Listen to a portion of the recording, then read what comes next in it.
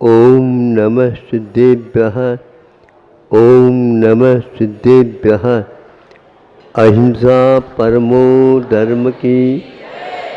आचार्य गुरुवर श्री कुंद कुंद भगवान की। आचार्य गुरुवर श्री ज्ञान सागर मुनि महाराज की। जवल परम पूज्य संत शिरोमणि आचार्य भगवान विद्यासागर जी महामुनि राज जी की। समस्त आचार्य संघ की।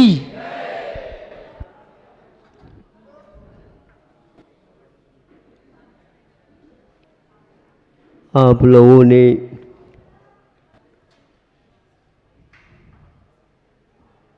महोत्सव मनाया। जिसने देखा किया वो चले गए, और जिन्होंने नहीं यहाँ पर उपस्थित थे वो आकर के पूछताछ कर रहे हैं, कैसा हुआ क्या हुआ। किंतु आज का विज्ञान इतना लंबा चौड़ा हो गया है, 1 मिनट नहीं लगता और वह विश्व के कोने कोने में प्रसारित हो जाता। कुछ लोग इससे अनभिज्ञ हैं, कुछ लोग जानते हैं। जानने वालों को और पुष्टि मिलती है, और जो नहीं जानते हैं वो देख करके सोचने को बाध्य हो जाते हैं। विदेश के लेख के बारे में हमने एक बार पढ़ा था।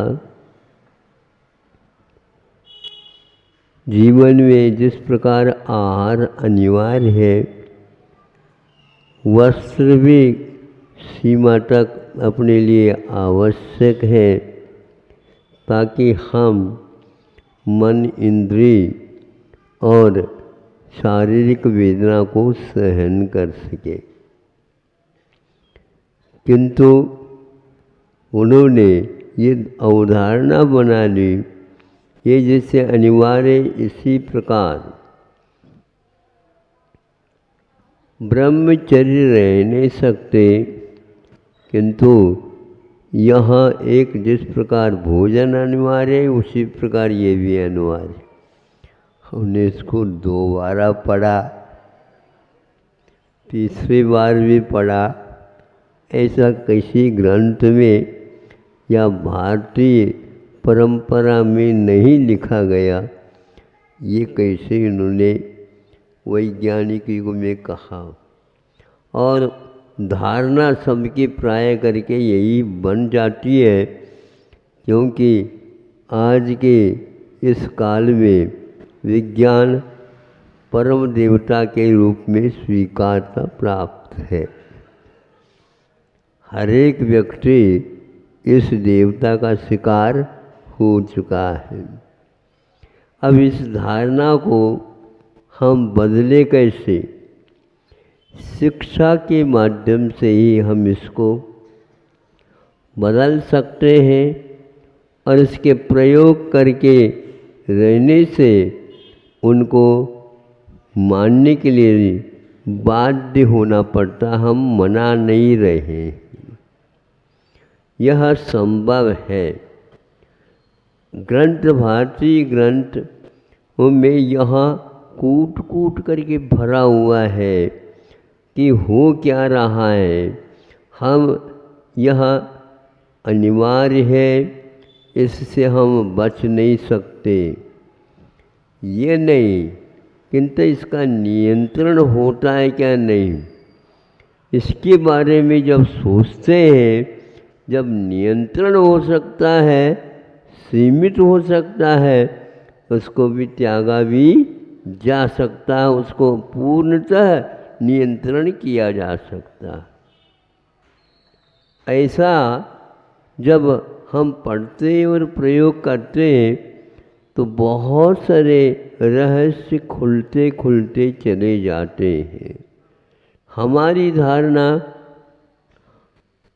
हमारे जो अनुभव के ऊपर आधारित न हो करके, उस दिशा में जिसने अनुभव प्राप्त किए हैं तो यह संभव क्यों नहीं होगा?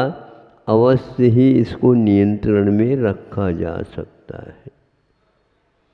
आज हम जैसे भोजन को अनिवार्य मान लिए, उसी प्रकार से किसी रोग को नियंत्रण करने के लिए भी मानते हैं कि औषध का उपचार इत्यादि आवश्यक है।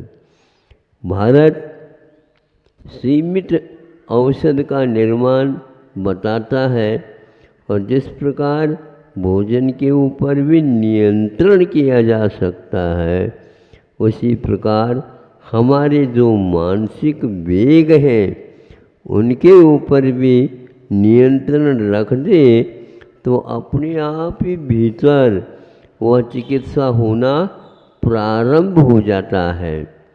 हम भोजनों के माध्यम से नए नए स्थानों में प्रयोग जो हो रहे, उनके अनुभव के कारण इन रोगों को बढ़ावा दे रहे हैं।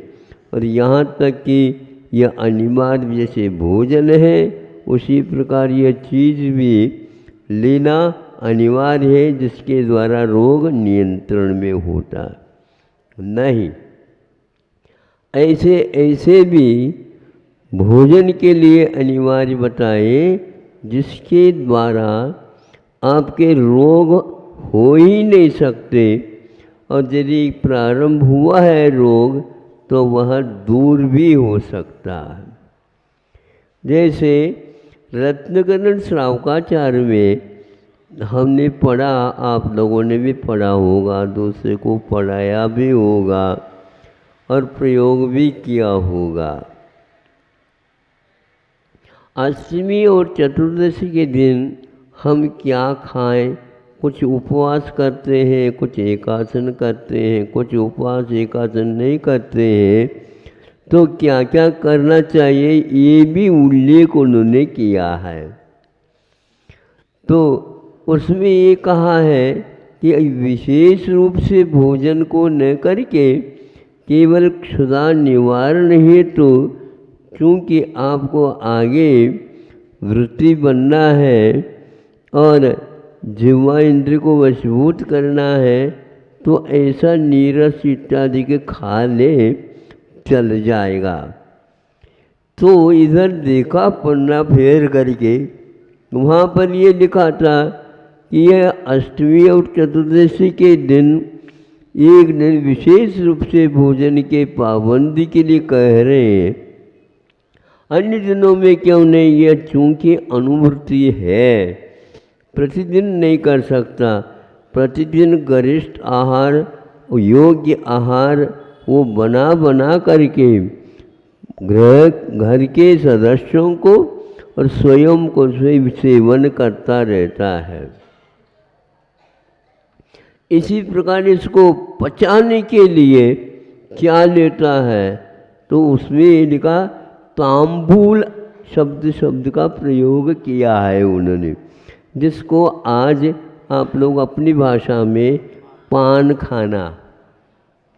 ये पान क्या है? पान अर्थात पेय पदार्थ नहीं, किंतु भोजन करने के उपरांत उसको पकाना है, पचाना है। क्योंकि गरिष्ठ माल आपने ले लिया, खा लिया, और वो कैसे पचेगा? तो आप प्रयोग करिए। तो यह उसमें एक चूना है, कट्टा है, पान का पत्ता तो मूल है। तो अब उन्होंने यह अष्टमी और चतुर्दशी नहीं करना, उसके दिन ये नहीं करना, और उस दिन भोजन भी हल्का फुल्का लेना अनिवार्य, तो ले लो, नहीं तो उपवास कर सकते हो। ये देख करके हमने सोचा कि पान को वहाँ पर भी रखा है।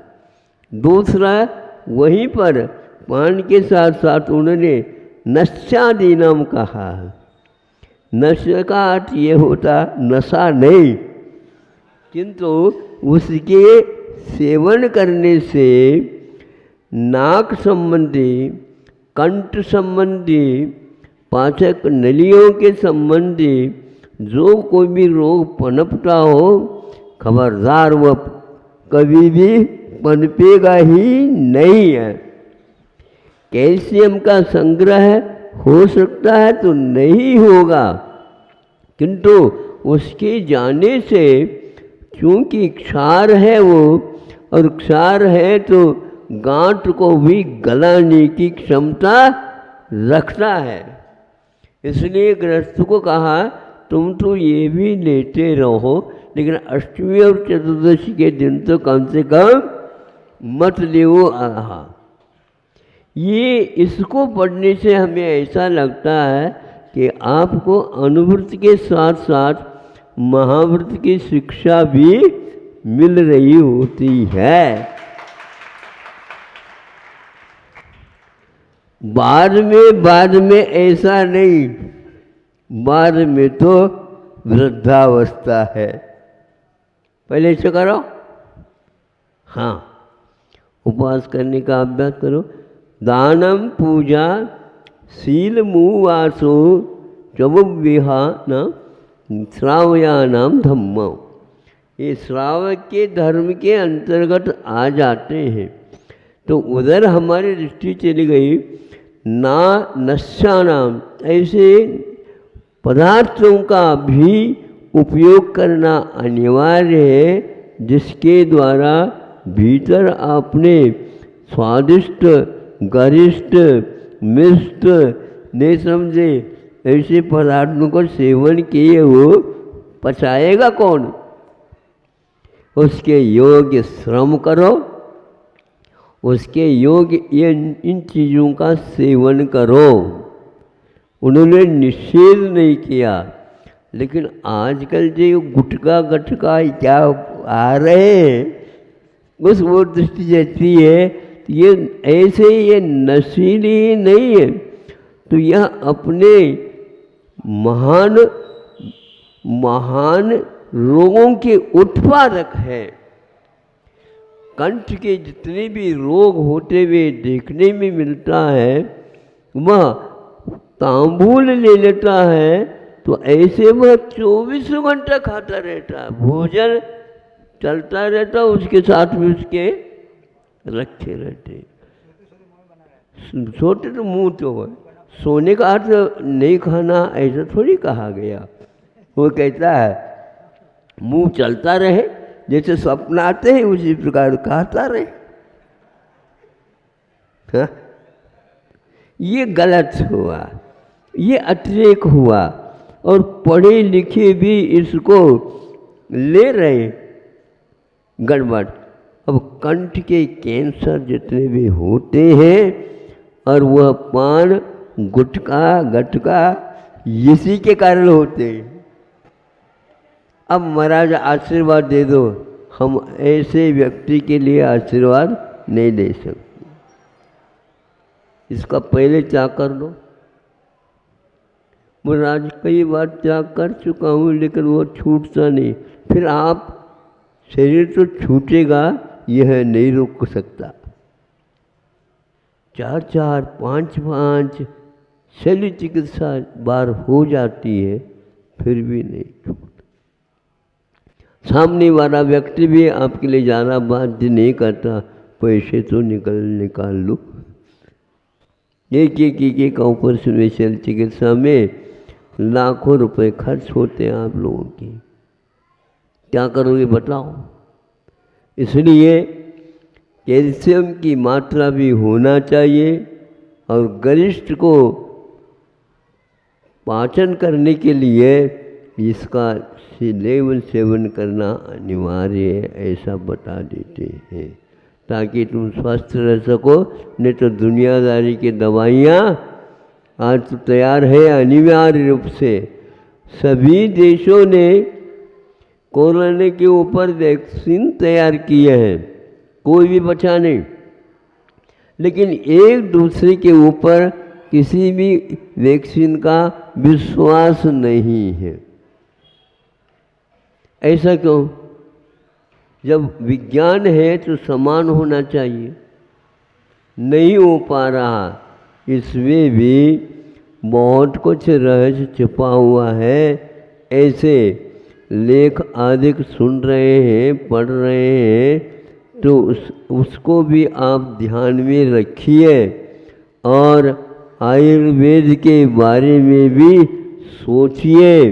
वह पान के लिए भी एक स्थान पर दवाई के रूप में स्वीकार करने के लिए किया है। इसके कारण जो भीतर का अन्न तो पचेगा ही, जो विकृति पैदा हो रही है वो भी सारे के सारे समाप्त होते। एक और बता करके मैं समाप्त करता हूँ ताकि आप लोग इसको याद रखेंगे।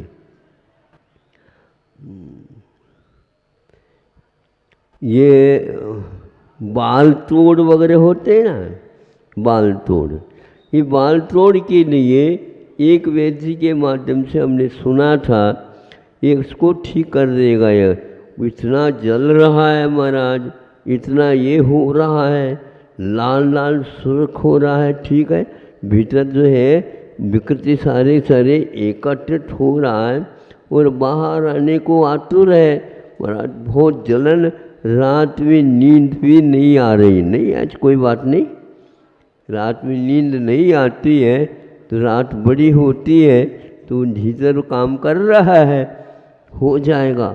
तो उसके लिए भी उन्होंने कहा यदि उसको आप भीतर से बाहर जो कुछ संग्रहित है उसको निकालना चाहते हैं, चीरा फाड़ा मत करो और ये पान का पत्ता उसके ऊपर बांध दो। हमने कहा ये तो रत्नगढ़ श्राव का आचार पूरा आ गया पान के ऊपर और तांबुल के ऊपर, और उससे और दूसरा लगाने के उपरांत 1 हफ्ता भी नहीं लगेगा, निश्चित रूप से भीतर का माल बाहर आए बिना नहीं रहेगा। और यदि उसको शुरुआत है तो उसको दबा भी सकते। कैसे दबाए? उसी पान को उल्टा बांध दो तो वह दबा देगा। देखो दवा कैसी है, आयुर्वेद की चमत्कार तो देखो। उल्टा करके रख दो, पलटा करके रख दो। तो इस प्रकार आचार्यों ने आप लोगों के लिए शाकाहारी और तामसिकता से बचाने के लिए ऐसे कार्य किए हैं। तो यह एक प्रकार से बाल तोड़ जो है भीतर गांठ के रूप में है, उसको पकाने का काम वह पुलटिस आदि काम करते हैं, यह निश्चित हो चुका है। आप चीरा फाड़ी करोगे तो 1 महीना लगेगा और इसके बिना ये काम करेंगे सस्ते में काम होगा।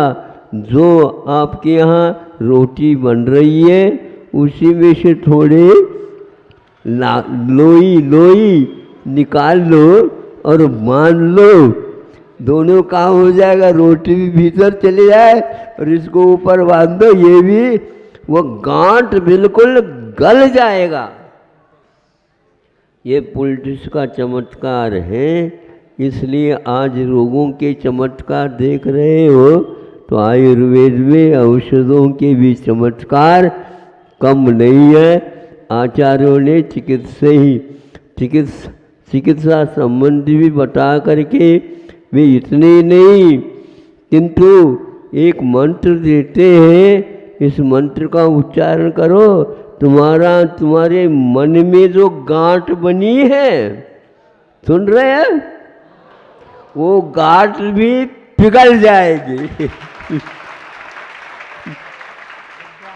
हाँ, जिसके प्रति आप वैर है और देखा नहीं जाता, सुना नहीं जाता, उनके प्रति आप ऐसा भाव हो रहा है, ये सब मन में जो गांठ है उनको भी शारीरिक, मानसिक और बौद्धिक जितने भी अल्सर हैं और कैंसर हैं वो सब कैंसर हो जाते हैं। सस्ता है ये हमारा, और हजारों वर्ष पूर्व से पहले लिखा गया है। तो ये आज आपके सामने एक प्रकार से भीतरी भाग में होने वाली विकृतियों को बाहरी औजार के बिना भी कर सकते हैं। आज अनेक पैठी है, औजार ऐसे ऐसे आ रहे, करोड़ों रुपए में यंत्र आ रहे हैं, कोई काम नहीं कर रहा है। इसलिए अपने बुद्धि को थोड़े से आप धो धा करके और ऐसे सात्विक ग्रंथों के अध्ययन करो, या जिन्होंने अध्ययन किया है, प्रयोग किए हैं, उसके संशोधित औषधों का सेवन करो, तो आपका दोनों ही जीवन ठीक बनेंगे। अहिंसा परमो धर्म की जय। शरीर के साथ आत्मा का ऐसा गठबंधन हुआ है जिसको हम बाहरी किसी पदार्थ से भिन्न भिन्न नहीं कर सकते। अग्नि के द्वारा इसको तपा भी दे, ऊपर का शरीर जिसको नो कर्म बोलते वो जल जाएगा। कई बार आप लोगों ने जलाया भी है,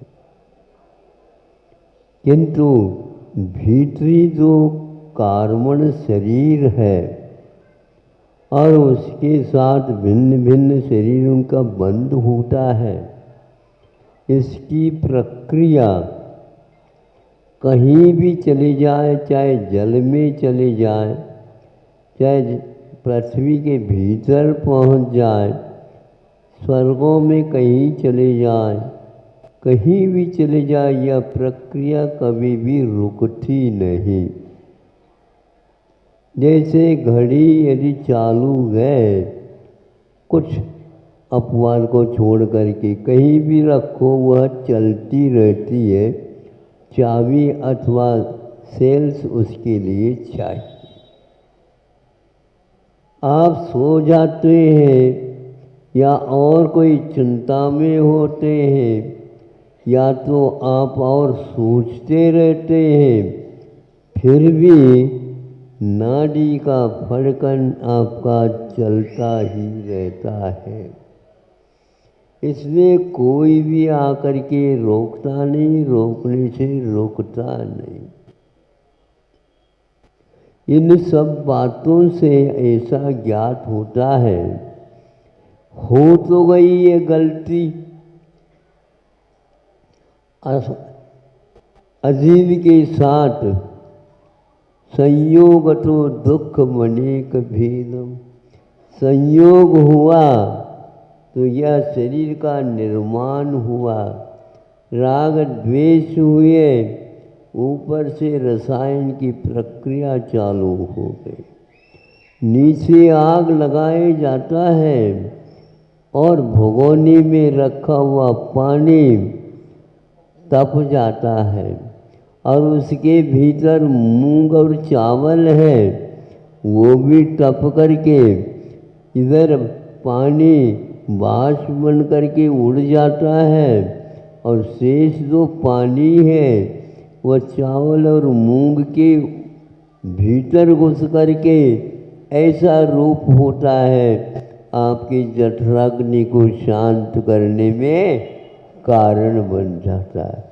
ये प्रक्रिया आप देखिए, ये वही चित्र क्या है, बाहरी जो कुछ भी हो रहा है वह औपचारिक भी नहीं है, यह परमार्थ तथ्यभूत है। संतों ने इस रहस्य को समझा और इन दोनों को अलग अलग करने की प्रक्रिया भी हमारे सामने लिख करके सर्वज्ञ देवी के साथ संबंध रख करके बताया है। अब इसके ऊपर विश्वास करना है। मोक्ष मार्ग पर चलने वाला वह मुमुक्षु इसको अलग अलग भेद विज्ञान के माध्यम से सिद्धांत तो करता है, लेकिन वह भी एक साथ इसको समाप्त नहीं कर सकता। ऐसी ध्यान की अग्नि चलाओ जिसके द्वारा यह रसायन फेल हो जाए, और कुछ भी नहीं। ये हो सकता है क्या, इसके बारे में संदेह न करो। अनंतों बार मिला और बिछुड़ गया। एक बार एक प्रयोग करके विश्वास के साथ देखो। अनंत काल के लिए जैसे पाषाण में वह स्वर्ण मिला हुआ है, रसायन के पद्धति से पाषाण भिन्न हो जाता है और सोना भिन्न हो जाता है और गले का हार बन जाता है। तीन लोक के नाथ बने उन लोगों ने प्रक्रिया से गुजरे और आज वे अविनश्वर सुख का अनुभव कर रहे हैं। और हम लोग इस शरीर के जेल के कारण अनेक प्रकार के मोह माया लोभ क्रोध आदि करते जा रहे हैं। ज्ञानी वही है, इस सब कुछ संसार में रहते हुए वह पश्यन्नपि न पश्यति, गच्छन्नपि न गच्छति, ब्रुवन्नपि न ब्रूते स्थिरीकृतात्म तत्वस्तु। जिन्होंने अपने आत्म तत्व को स्थिर कर दिया है, उसके लिए कुछ भी यहाँ पर असंभव नहीं है। वो संभव सब कुछ हो करके रहेगा। इसके लिए साधना की बड़ी आवश्यकता है। रुपए पैसा भगवान आदि आदि के लिए आप लोग जुट जाते हो, क्षणिक सुख आपको मिल जाता है। अब यदि चाहते हो इस शरीरातीत आत्म तत्व मैं हूँ, इसको स्थिर कर दो, आपको कोई कुछ भी नहीं करने वाला। भीमसेन को देख कर के सारी जनता हिलती थी, नहीं समझे, किंतु धर्मनाथ को देख करके भीमसेन हिलते थे। हाँ हाँ, हिलते थे। वह एकमात्र अंगूठा हिला दे, भीमू का ज्वर अपने आप ही शांत हो जाता। आप लोगों के भीतर वह आत्म तत्व है, उसको एक बार आत्मसात कर लो, आपका बेड़ा पार है। अहिंसा परमो धर्म की जय। ये वृक्ष भी सब प्रसन्न है। हमारा यह सार्थक जीवन है, क्योंकि ये सारे राहगीर यहाँ छाया देख करके इस आंगन को कोई बुलाने से नहीं आएगा, किंतु बिना पूछे यहाँ पर सब लोग बैठे। हम लौकिक बात गौन करें, इतिहास के कुछ पन्ने हम पलटाएं। यह काल घूमता है हमेशा, यह परिवर्तन होते रहते हैं। छाँव के बाद धूप आना और धूप के बाद छाँव आना, ये अनिवार्य है। दिन होता है, रात होती है, दुख के कुछ प्रसंग खिसक जाते हैं, सुख के कुछ तरंग आते आते पुनः लौट जाते हैं। सुख स्थायी नहीं, दुख भी स्थायी नहीं। बच्चा रोता है, उसके आंखों में से पानी आता है और वो गालों के ऊपर स्थिर हो जाते हैं बूंदे। उसी बीच में उसको कुछ अच्छा सुंदर दृश्य दिखा तो वो भूल जाता है। ऐसा है ना, ऐसा ही है। जब सुख की घड़ियां थी, राम की शादी हुई और सीता घर आई, ये सब कुछ ठीक है। सुख की घड़ियां सबकी निकल रही है, लेकिन जब पलटता है तो किसी को भी वो पसंद नहीं आता, लेकिन उस काल को पसंद आता है। क्योंकि न्यायालय में न्याय तो होगा, किसी एक व्यक्ति को देख करके नहीं होगा, उसके पुराने इतिहास के ऊपर आधार रहता है। चाहे राजा हो, चाहे रंक हो, चाहे वह कोई भी हो, उसको छूट नहीं सकता। और वहाँ बिना पक्षपात के घोषणा कर देता है कि आपको इधर जाना है, किधर जाना है, जिधर वह घोषणा हो रही है। तैयार हो जाओ। राम प्रसन्नता के साथ, लक्ष्मण उनके साथ, और भी सीता भी कहते कि मैं भी साथ ही रहूंगी। ये सब कुछ है। देखो, ये सब कुछ हो जाए, लेकिन लक्ष्मण ने सोचा एक प्रबंध पहले कर लेना चाहिए, कहीं ऐसा न हो जाए कि मेरी पत्नी भी मेरे साथ चल जाए, और ये ठीक नहीं होगा।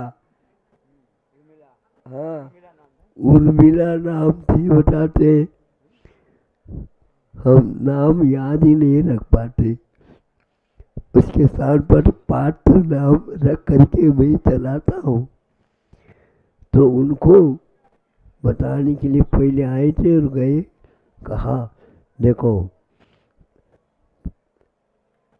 राम की माँ, हाँ हाँ, वहाँ पर बिल्कुल आपका कर्तव्य है,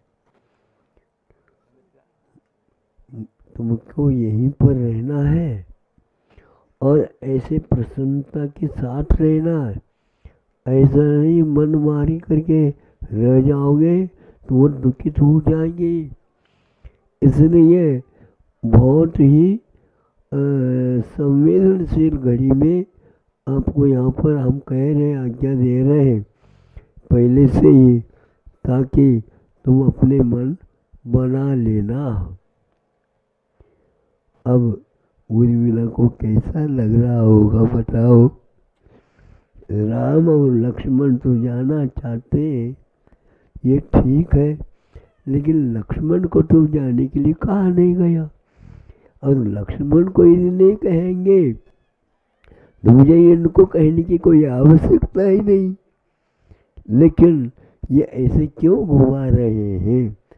लक्ष्मण कहता है मेरे बिना भैया को कोई भी यहाँ पर देखने वाला नहीं है, इसलिए मैं उन सीता को भी और और राम को भी सुरक्षित रखने का मेरा कर्तव्य है और इसलिए ये आवश्यक है। वह जो उर्मिला कहते हैं कि बिल्कुल ठीक है, आप जा सकते हो, हमारी तरफ से कोई चिंता नहीं करो। जंगल में रहना क्या कोई पसंद करेगा? गांव में रहना पसंद नहीं कर रहे हैं, नहीं समझे? बिल्कुल। और यहाँ के जो शेर है वो कहीं भी भागते नहीं है, हाँ यही रहते। सोचो, विचार करो, सारे लोग और नेता लोग भी कहते हैं हम इसको ये बना देंगे, इसको ये बना देंगे, हम इसको ये बना देंगे। गांव वाले कहते हैं हाँ हम आप देखते रहियो, स्वर्ग भी यहाँ पर आने के लिए तैयार हो जाएगा। और ऐसा ही हुआ। यहाँ का यदि खेती के माध्यम से, परिश्रम के माध्यम से जो खाने पीने की इत्यादि चीजें शहर के ऊपर नहीं पहुंचाए जाते हैं तो वहाँ पर क्या होगा? आप बताओ। धीरे धीरे अब संख्या गांवों को बढ़ाने के लिए योजना बन रही है। पहले तो निकाल दिया और अब बुला रहे। वो कहते हैं हम खाली हो गए, अब आप बुला रहे हो। हाँ, या वहाँ पर बोतल का पानी पीना पड़ता है। लोग कहते हैं बोतल में क्या पानी है, क्या दूसरा और कोई है? स्थिति ऐसी है, हवा तक नहीं मिल रही वहाँ पर। एक शीशी ऑक्सीजन के भी है, प्राणवायु के भी है क्या मामला? आज ईंधन समाप्त हो गया। कौन से ईंधन समाप्त हो गए? हर प्रकार के ईंधन समाप्त हो गया। प्रदूषण चारों ओर फैल गया। गांवों में कभी प्रदूषण आज तक न फैला और न फैलेगा। प्रदूषण वाले यहाँ से चले गए, उसके परिणाम है अब इन लोगों को यहाँ की हवा अच्छी लग रही है। तो इसलिए ये पेड़ वगैरह सोच रहे हैं। ये कौन है पेड़ मालूम है? बहुत अच्छे हैं ये पेड़। एक प्रकार से एक इंद्रिय होकर के भी पंचेंद्रियों तक के लिए, हाँ कौन सी?